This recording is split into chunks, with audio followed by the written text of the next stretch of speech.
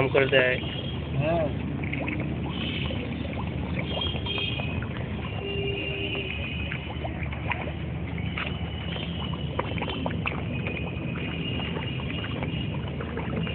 এই যে এই মাছটা খামনি।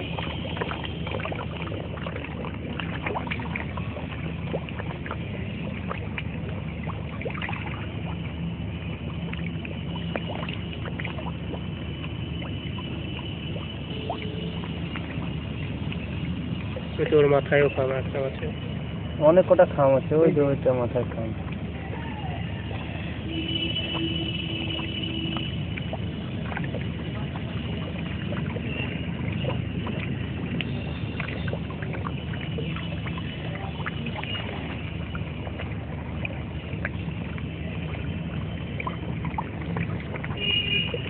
আমাদের বাড়িতে আগে পুকুর ছিল, তো 1 কিলো মাছের কাটলে যা রক্ত বেরোতো, বিশাল ব্যাপার। এইসব মাছের কেমন রক্ত হবে?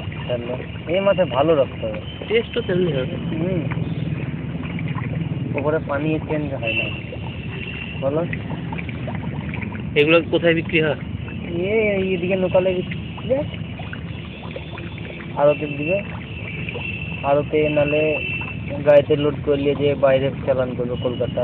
এই কলকাতা যাবে না, এই শিলিগুড়ি এই সাইডে যাবে। এই মাছটা কত বড় দেখো।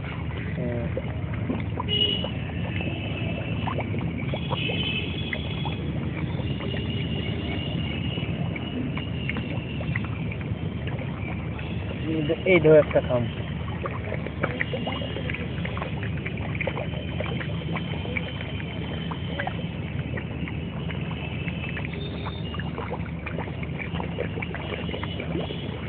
মাছ হচ্ছে পানিতে বাদ।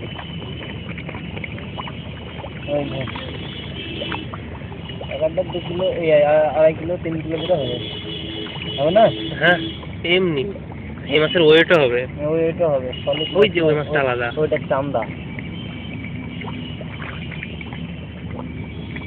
এগুলো সব গ্লাস কাপ। এইগুলো গ্লাস কাপের খায়, এইগুলো হচ্ছে গ্লাস কাপ। ঘাস যা খেতে পারে বিশাল ঘাস না, কোনো জঙ্গল মানে পুকুর থাকলে ঘাস খেয়ে সাফ করে দেবে। হ্যাঁ তা এই গ্লাস কাপে সাফ করে দেবে। হ্যাঁ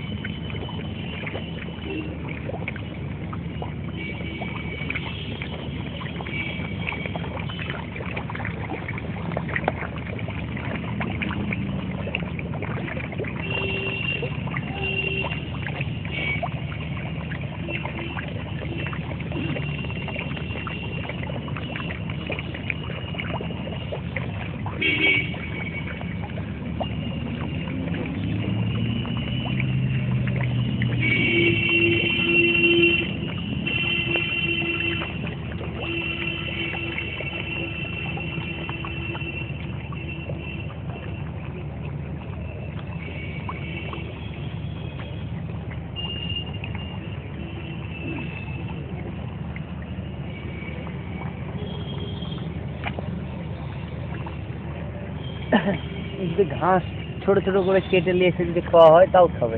হ্যাঁ খেয়ে নেবে। কলার পাতা খেয়ে নেয় পুরো, একটা কলা পাতা নিচে ধরে বসে থাকলে খেয়ে নেবে। তাই না?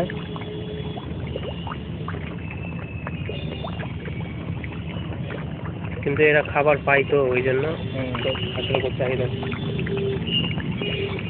যেমন আমাদের গ্রামে পুকুরে যদি প্রথমে পুকুর পরিষ্কার করতে হয়, তাহলে আগে গ্যাস কাপ ছেড়ে দেয়, গ্যাস কাপ আর তেলাপিয়া দিয়ে তারপর পরিষ্কার হয়ে গেল, দিয়ে তখন অন্য।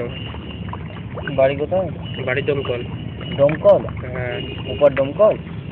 দমকল থেকে 2 কিলোমিটার ভেতরে বাড়িপুর, যেখানে শঙ্খ তৈরি হয়। থাকি পঞ্চতন্ত্রে, এই কাশিমন্দির কলেজে পড়ি।